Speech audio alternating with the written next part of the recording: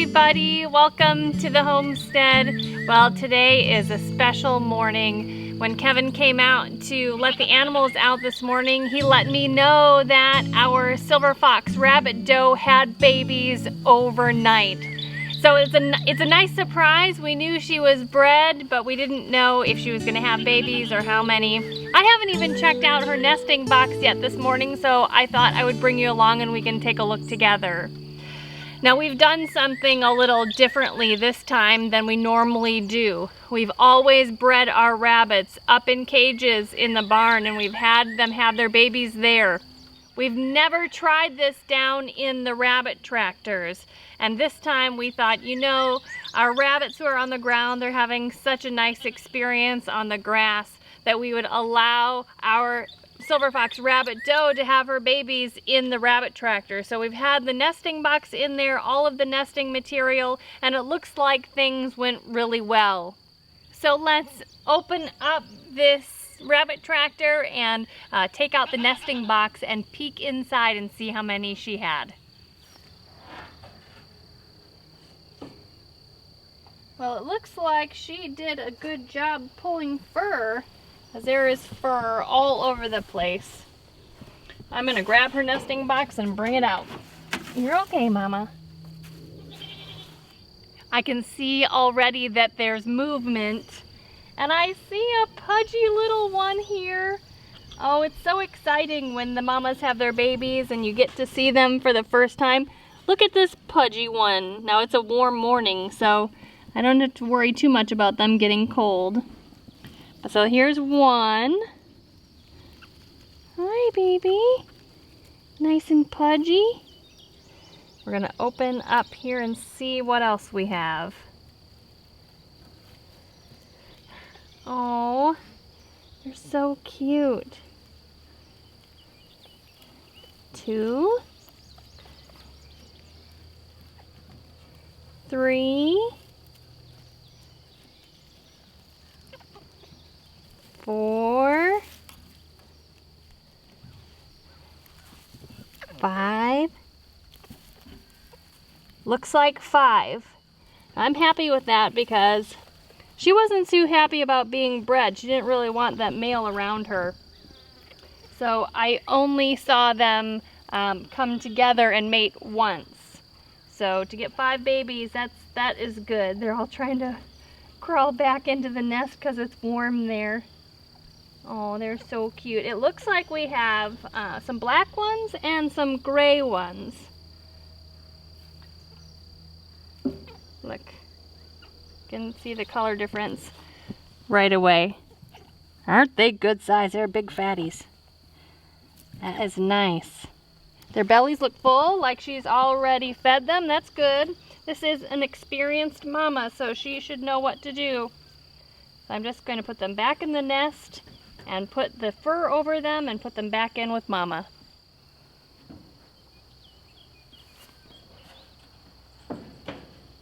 Well, good job, Mama. Got 5 nice, beautiful babies in there. There you go. Well, that is exciting.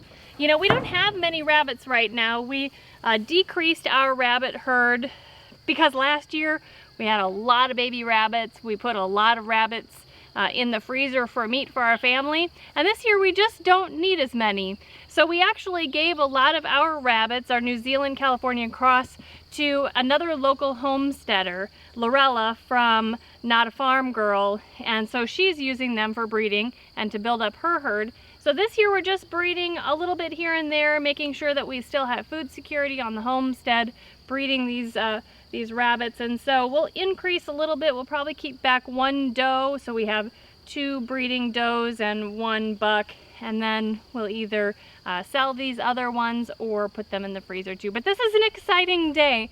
Baby bunnies are so cute. While we're over here on this side of the homestead, we have one very important thing to do today. Today's a perfect day to do this as well because it's overcast and it's not going to be very warm. But yesterday we noticed the very first Japanese beetles starting to invade some of our plants, and They are very devastating to lots of types of plants on the homestead.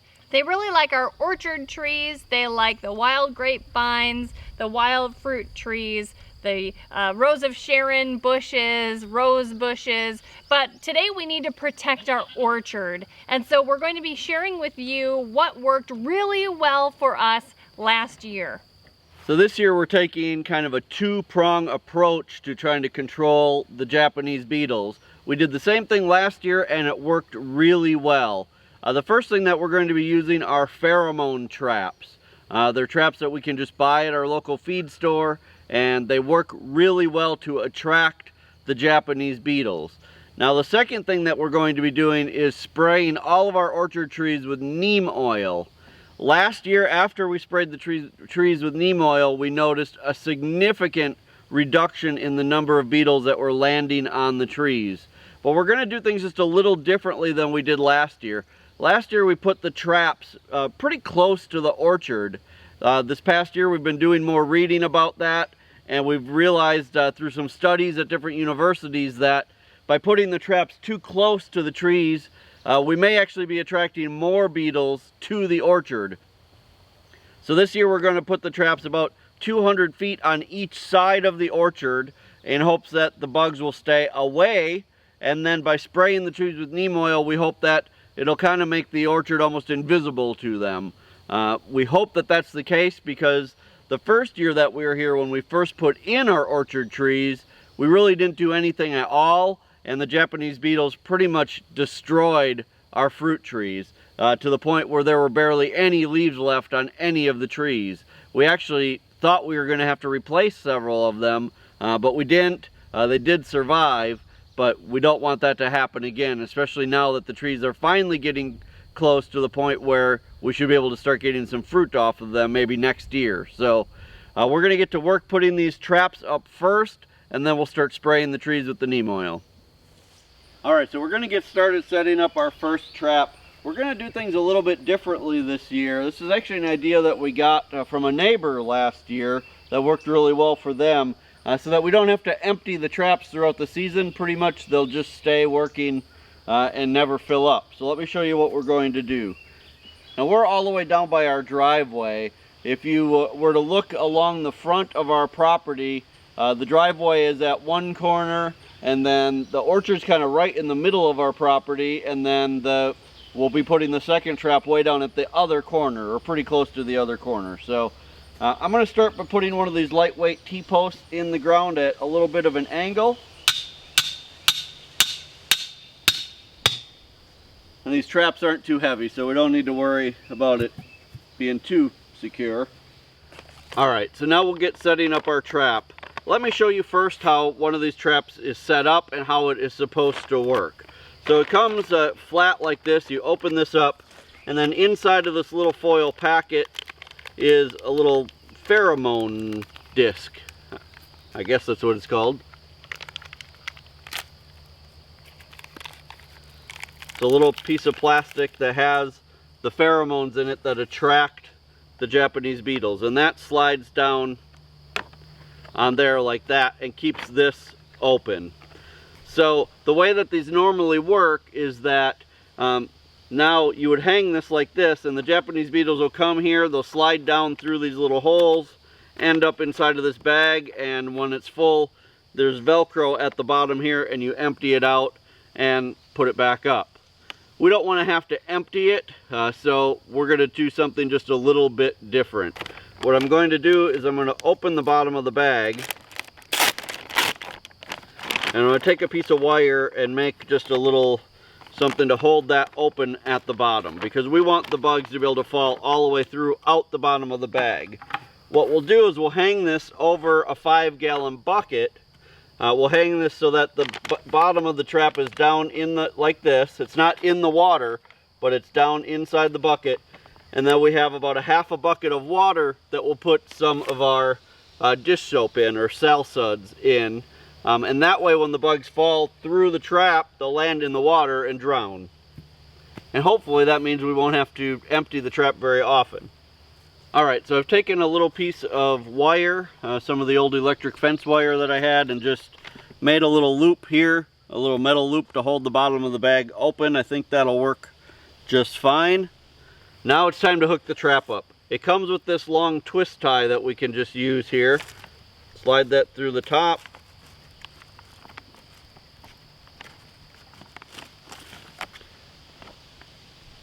And then we'll just figure out where on here we can hang it. I think that's actually pretty good. We'll just wrap it around one of these little things on the T-post a couple times. Make sure it's strong.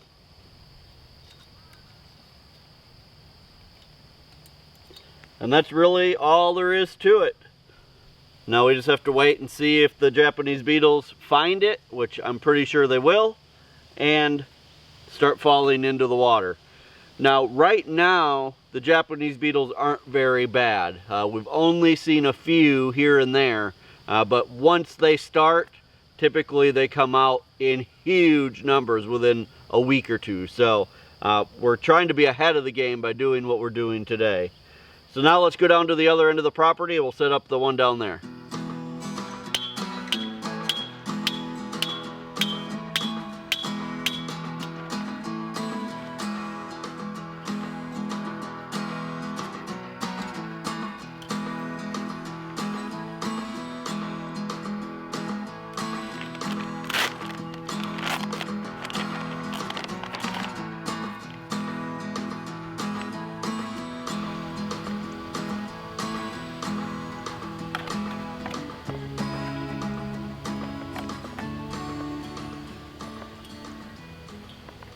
Now we're going to protect our orchard trees with a neem oil spray. Generally, neem oil is absorbed into the leaves of the trees so that the insects don't think it tastes very good. So that is a great thing in this situation. So we actually make our own neem oil concoction to spray on our trees rather than just buying the pre-made solutions from the store. Mainly because a lot of times those solutions have extra added chemicals and we don't want any of those things in there. So go ahead if you'd like to take a look at your big box stores, see if they have neem oil solutions. Just look at the back on the ingredients and make sure there's nothing else in there that you don't want. In order for the oil, the neem oil, to actually mix in with the water, we need some kind of soap as an emulsifier to blend that in with the water, and we are using Dr. Bronner's Sal Suds. We really like that. Dr. Bronner's is a great company, all natural ingredients in here. And the ratio that we're going to be using is 1 tablespoon of the pure neem oil, 1 tablespoon of the Dr. Bronner Sal Suds in 1 gallon of water. Today I'm mixing up 2 gallons of the solution just to make sure I have enough to get all of the trees, and there's actually another tree within the homestead that we're going to show you we're going to use the solution on. So we actually get both the neem oil and the Dr. Bronner Sal Suds on Amazon. We'll go ahead and make sure to put those in our Amazon shop so that if you want to learn more about them, you can do that there. We get the neem oil in kind of a large quantity. So then when we get it in the mail, we divide them into smaller jars so that we can keep them basically unopened until we need them. So again, it's a 1 tablespoon of each per gallon. I have 2 gallons of water here, so I'm going to put 2 tablespoons of the neem oil in our sprayer.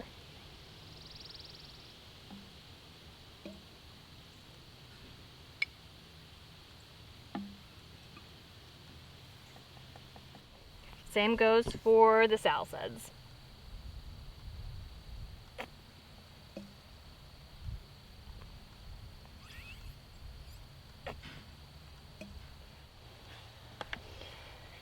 Okay, now I am going to gently swirl this around. I'm not going to just shake it really vigorously because I don't want the entire thing to turn into foam, because then the sprayer won't work very well.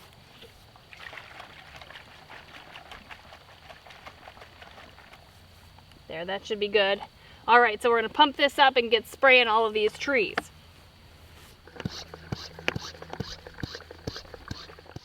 So we're just going to spray top to bottom this tree. This is a peach tree, And because this absorbs into the leaves, we don't have to worry so much about getting the top and bottom of all of the leaves. A nice thing about neem oil also is that it is a natural fungicide.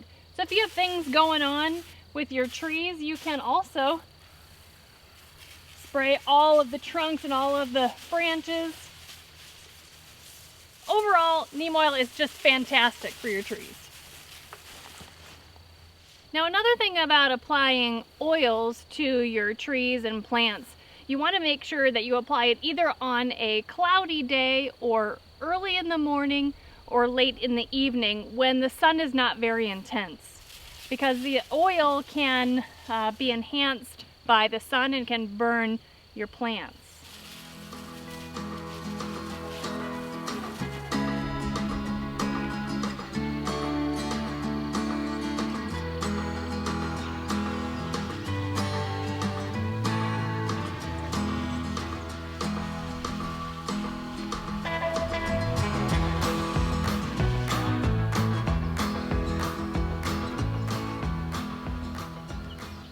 The neem oil solution isn't a bug killer. I could just come up here and shoot one of those Japanese beetles and it might fall off because it doesn't like being shot with some water, but it's not going to kill it.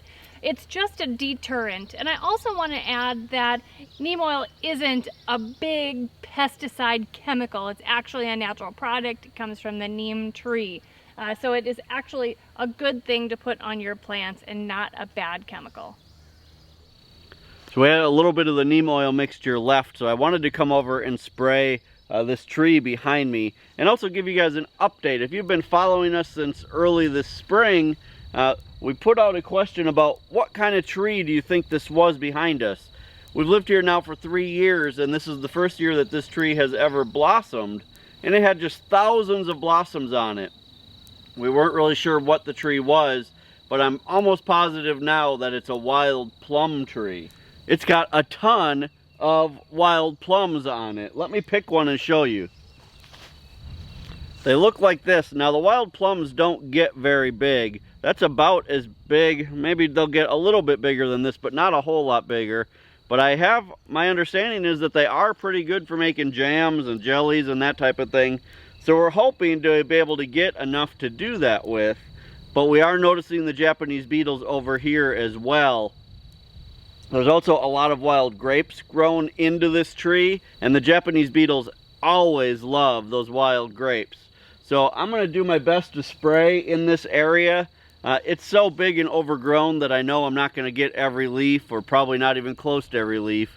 But if I can at least make a little bit of a dent and you know, limp it along until we can harvest some of these wild plums, that would be great.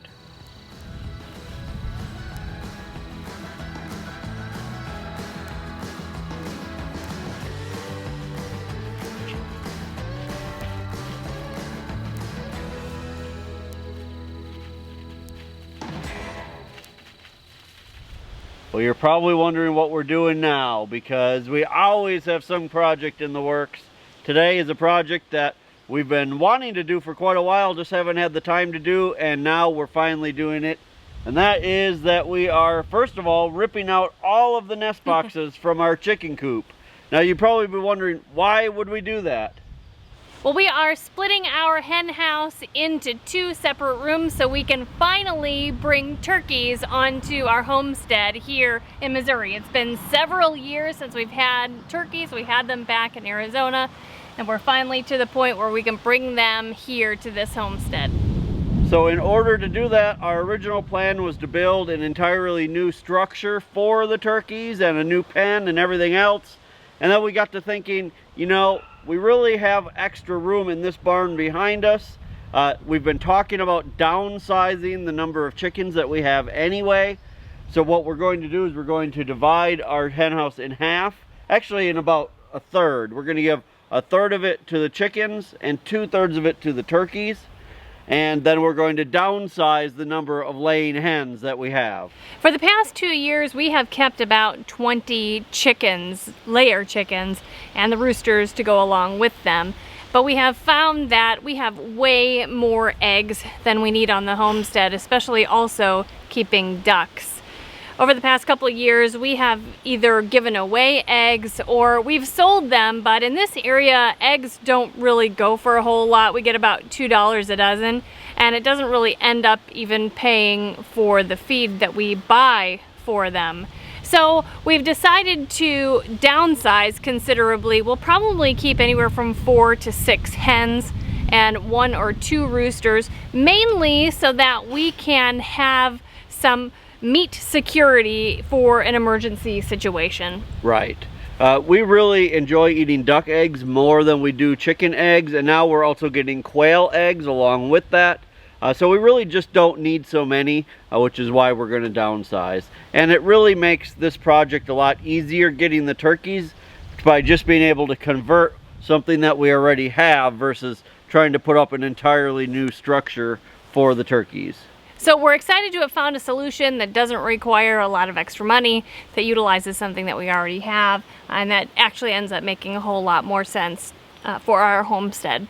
So we have decided what type of turkeys we're going to be getting. We're not ready to reveal just yet, but I will tell you what we're going to be doing is we're going to be ordering a few of the broad-breasted turkeys so that we can have turkey meat already this year, but then we're also going to be getting some heritage breed turkeys that we can keep as permanent residents here on the homestead, and in the future be able to hatch out our own baby turkeys instead of having to continuously buy them from a hatchery. So we're excited about that. I'm just making sure the breed that we picked is exactly what we want, and as soon as I know for sure and I do a little more nerdy turkey math, I'll be ready to tell you guys what we're going to be doing. I want to give you guys an update on how things are going in here. I think it's turning out pretty good. I basically added this wall right here and a door over here. The only thing I really have left to do is put the chicken wire on here and then figure out, you know, where we'll put perches and nesting boxes and that type of thing over here. Now again, we're only going to keep probably 4 hens and a rooster or 2 roosters. So I think this will be plenty of room. They're no longer going to be in a pen area when we let them out during the day because we'll just have those few. They will be free ranging from now on. So that will be a positive for them for sure. Right now we have so many that when we let them free range, we just feel like they got into so much trouble that's why we always kept them penned up. But I think when we just have a few, it'll be a lot different situation. This door that I'm using in here, it's this door that kind of inspired me to do this project. A couple weeks ago, one of our neighbors called and said he was out bush hogging and he found this door in the ditch of his property and he wanted to know if we had a use for it. So we leaned it up against the fence on the side of the road for, I don't know, a week or so to see if anybody had lost a door. I don't know how you lose a door, but we leaned it up there to see if anybody would claim it, and nobody picked it up. So I brought it home and fixed it up a little bit, and that's the door that is going to be used in our chicken coop now. So I didn't have to build a door, so I think it's got some character. So I'm going to keep working. We're going to get the chicken wire put on here and then figure out the perches and nest boxes, and then we'll be all set. For now, because we still have all of our chickens and we don't have the turkeys yet, the chickens will have the bigger part for now until we can get rid of some of the chickens. We haven't decided yet if we're going to can them or if we're going to try to sell some of them. We'll probably can the oldest ones and try to sell some of the younger ones. So that's our plan. We're going to keep working. Well, it's all done. I think it turned out pretty awesome, and the best part is I barely spent any money to get it done. Really, the only thing I had to pay for were the 2x4s to put up this wall. I already had the chicken wire just left over from another project. Like I told you earlier, the door was completely free, and then I was able to cut apart our old nesting boxes to make new nesting boxes. So I put 2 nesting boxes up here and I put 4 in the back section. Now, like I said, until we downsize the chickens, they'll have the bigger section back there. We're not getting the turkeys. Well, I'm hoping to order the turkeys and we'll have them within a week or so. So we're going to get them soon. It's not going to be very long at all. I'm excited.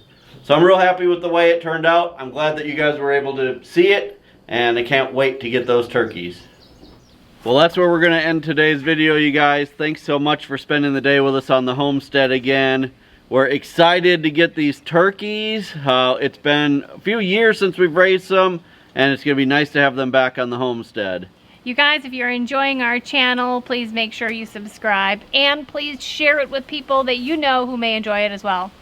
And until next time, thank you so much for stopping by the homestead. Take care and God bless. God bless.